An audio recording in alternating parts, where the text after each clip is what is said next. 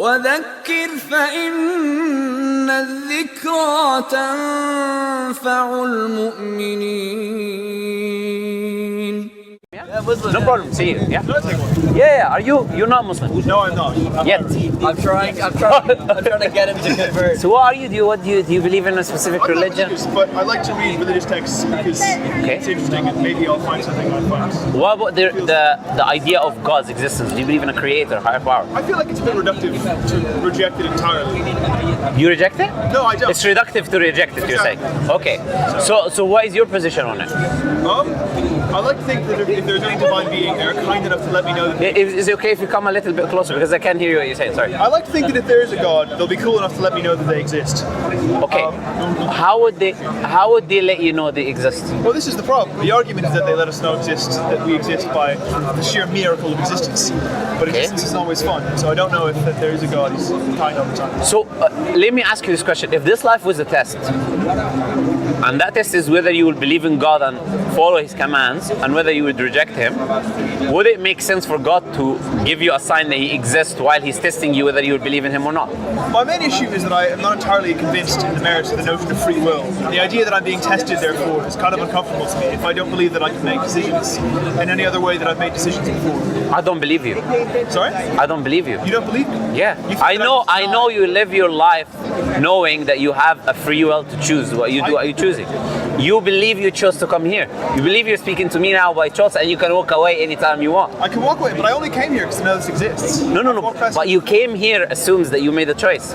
Not necessarily. You said I came here. I was not forced to come here. That's a semantic argument. We're arguably the very. No. I'm talking about what you believe. No, I know. But I haven't been convinced yet. No, it's not about being convinced. But you agree with me. You operate on your life based on you choosing things that you know you're choosing things that no one is forcing you. Because I've never. So if I kill you right now, or you don't believe that I should be blamed for that. That's not my argument. My argument is essentially that you're trying to say that morality doesn't exist. No. I'm trying to say that if I do that, I should not be held accountable because it was something forced. I didn't have a choice in. Well, that's what you're saying. That essentially morality can exist if free will doesn't. When if you kind of take a religious position, morality only exists as the things that justify logically actions that must happen as a result of free will. Okay. So I'm curious. I've never. No, but how do you, but I didn't feel like you gave me an answer. What you just said, you know. I've had various priests.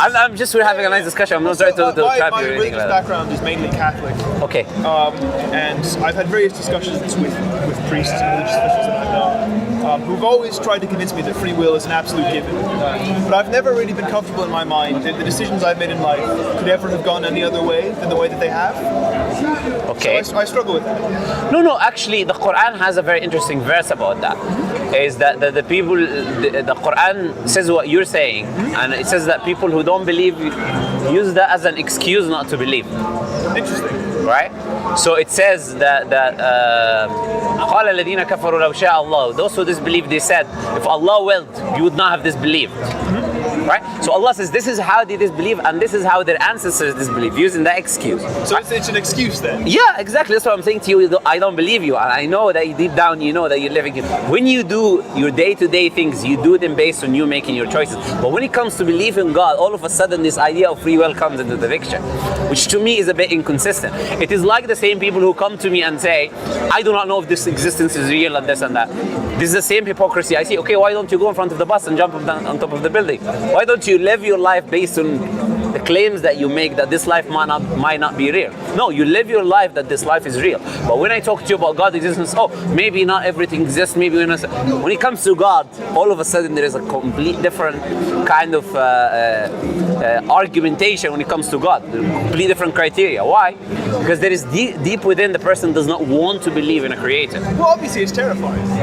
Because there's always the fear that if one is wrong, one is definitely sins. I don't believe necessarily that there's such a clear distinction between free will and a kind of divine theodicy understanding of the world and daily life. Because I still struggle to believe that my actions on a daily basis are entirely free. Okay. But as soon as I come to believe that, I think I will be forced to find a faith that will... Yeah, but I think you're wasting your time by even thinking about whether... Okay, let me tell you this, and I want you to think about this for a second. You can never find out whether you have free will or not. If you believe in a creator, no, if you accept the idea of existence of a creator, if you don't accept the idea of existence of a creator, you have to believe you don't have free will. Now, if you believe in a creator, you cannot reconcile between the two, logically. If you don't believe in a creator, when I say creator, I mean you believe in an all-powerful, all-knowledgeable entity, right? Yes. So you cannot reconcile between an all-powerful, all-knowledgeable entity that wills everything in existence, that knows everything in existence, that created you, and in the same time the fact that you have, I wouldn't use the term free will, I don't like to use that term anyways, because we don't believe we have free will. Well, this is essentially a Calvinist argument that God preordains a kind of elects just people that will be saved eventually. We don't believe that. No, that's a sort of... Calvinism, yeah. Yeah, Calvinism. Yeah, we don't believe that. We say, because you've got free will, and you've got hard determinism, you've got people who are completely libertarian when it comes to free will, and you've got a school in the middle called compatibilism, which try to reconcile between the two, right? And there's various arguments that people make for that. But in an Islamic perspective, we say this is not something that the human mind can explain rationally. We say that I cannot explain to you rationally using examples that the creator is all-powerful, all-knowing, wills everything in the universe, and he's given me the choice to choose that which deals with my afterlife in the same time.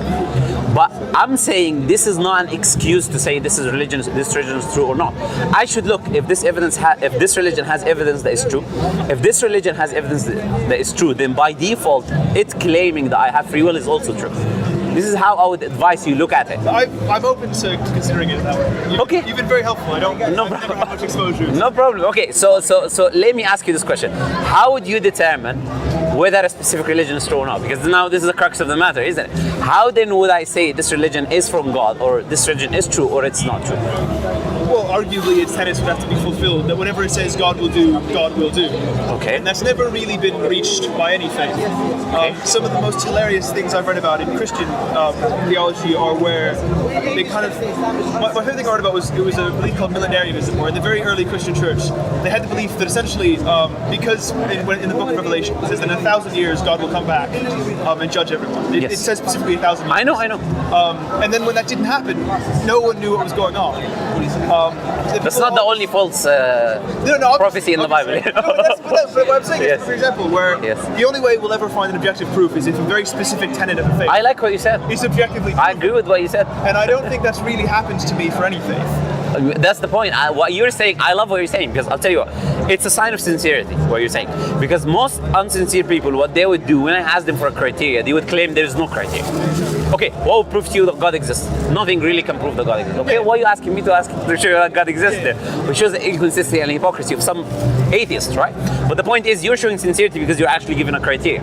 Now, the point is, if I were to show you now that Prophet Muhammad 1,400 years ago made tens of predictions, And that they were all right, and they will all right, I would believe. they will all happen, but this is the case, right? Let me give you some examples of what the Prophet, and the challenge is to find something that he said will happen in a specific way and it didn't, like you were saying, that he says this will happen and it doesn't happen. Prophet Muhammad made tens of predictions. I'll give you just a few examples of what he said. The Prophet ﷺ, he said, you will see the barefoot Bedouin Arabs competing in building the tallest buildings. Right? So who are the barefoot Bedouin Arabs? Bedouins are people who live in the desert. I'm familiar Yeah, with because most people don't know for some reason, right? So where's the tallest building in the world today? sorry? They're all in Arabia. Yeah. And then one of the largest clock in the world is in Mecca. Mecca is Absolutely. itself right to very tall Absolutely. buildings. Absolutely. But you can argue then that it's a self-fulfilling prophecy. Exactly, and this is how I'm going to answer you right now.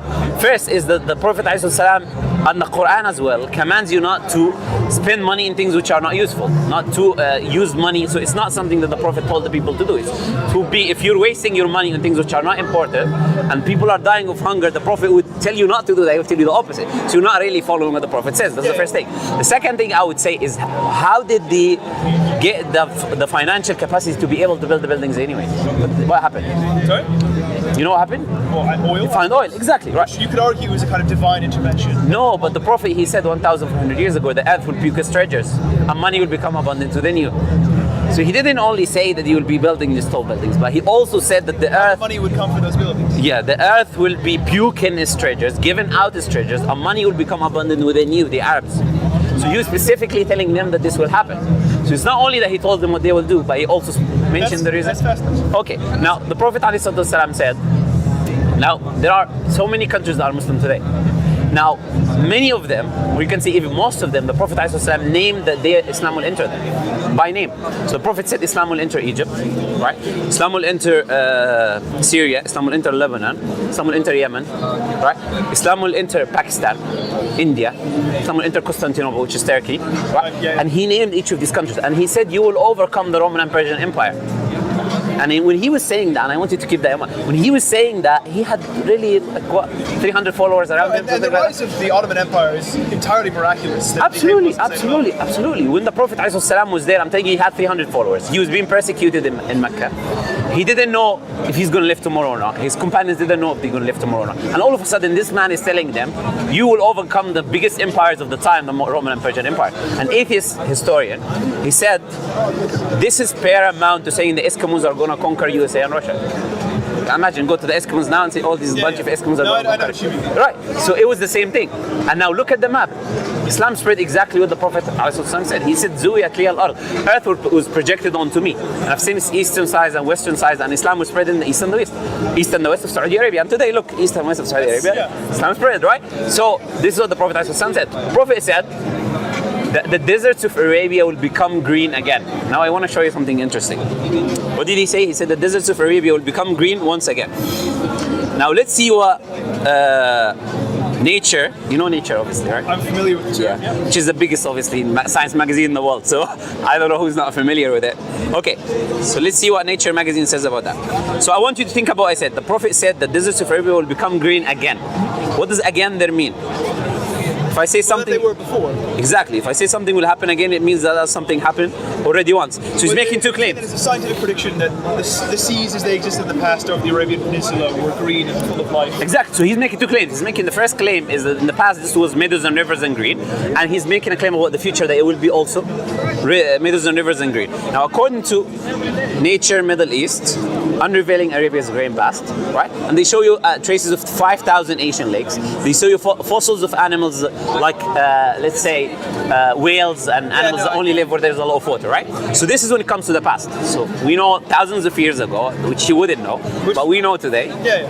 How they know? They use satellites. They see the traces of Asian lakes through the satellites and all of that, right? Now, he said they would become green again in the future as well. So this is the deserts of Arabia. Look, 1987, 1991, 2000, and 2012. NASA, yeah? So you see the huge difference that is happening. So the Prophet is not only making a claim about the future, he's making a claim about the past, right? That is, I have to go very soon. Okay. That was fascinating. I've never really. So the point is, give me your phone. Let me give you a video that mentions all of these predictions on YouTube. I'm fine, thanks. No problem. No problem. Have a read. No problem. See you.